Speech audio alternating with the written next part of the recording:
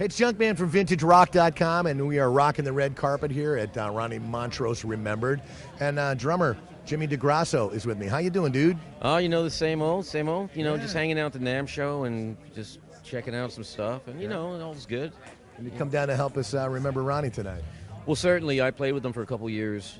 Tell us experiences about that. Yeah, no, for those that might not know, a little bit of background on what years and what you guys were playing, and some stories. I started with Ronnie after I took a couple years off after I was playing in another band, and I sort of semi-retired, and I didn't really want to play anymore. I was kind of like, just kind of a little bit burnt out. And I remember, and I knew Ronnie for years, and I really wasn't even thinking of going back on the road. And, Ronnie just called me out of the blue. He's like, hey, man, haven't talked to him in a few years. What are you doing? I said, I'm just hanging out. And he goes, want to come out and play with me? And I'm like, yeah. Sure. It was like, who would turn that down? Yeah, exactly. And that's kind of, he was responsible for getting me back on the road again after I vowed I wouldn't do it. So I don't know if I love him for it or angry about it. No, I'm kidding. No, and it was great. So we went out and me, him, and Keith, and we had a couple different bass players.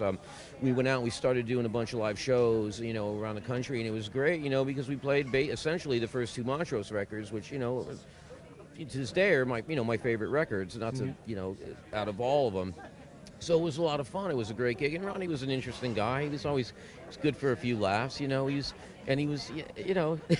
like, I don't think any stories I could really tell, not that they're all that, but he was fun to be around. He was fun to play with, and we would mess around with each other on stage. He would try to mess me up sometimes, and I'd try to mess him up. And it was real. I have nothing but great memories of playing with him. It was really cool. I had a great time. Well, you played. You're a heavy hitter. I'm a drummer. I've watched you many times, and you're a real heavy hitter. Did you have to adjust your style at all to playing Ronnie's style of music? Yeah, it was funny because the reason I did it because I just came off. I was doing this metal band, Mega Death or something, right? Yeah, those guys. And which was great, and and I didn't really want to do anything like that. Right. So that because I got all these calls from these metal bands, and I really just didn't want to go digga digga digga anymore. So when Ronnie called, the reason I did choose to play with him because it was something different. Where I had to go back into a different skill set from all the speed stuff, and just really think it was all really slow pocket and groove stuff, and it was feel.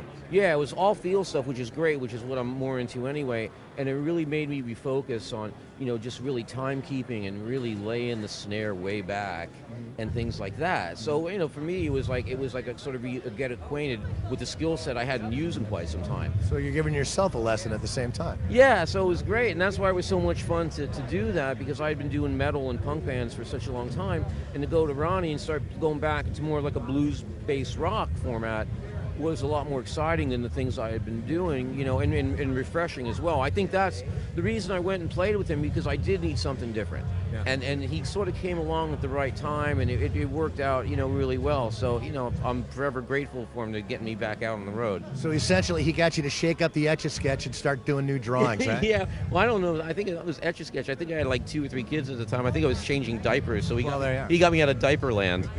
So thank you.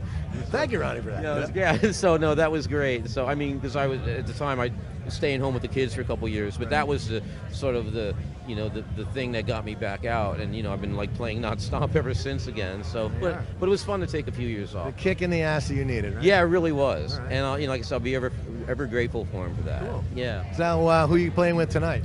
I'm playing with I've got like the who's who of guitar players. I've got Brad Whitford, Derek St. Holmes, Steve Stevens. No slouches. Couple of slouches, right? Yeah, no slouches. I've got Steve Stevens. I've got Doug Aldrich. I've got, what I mean.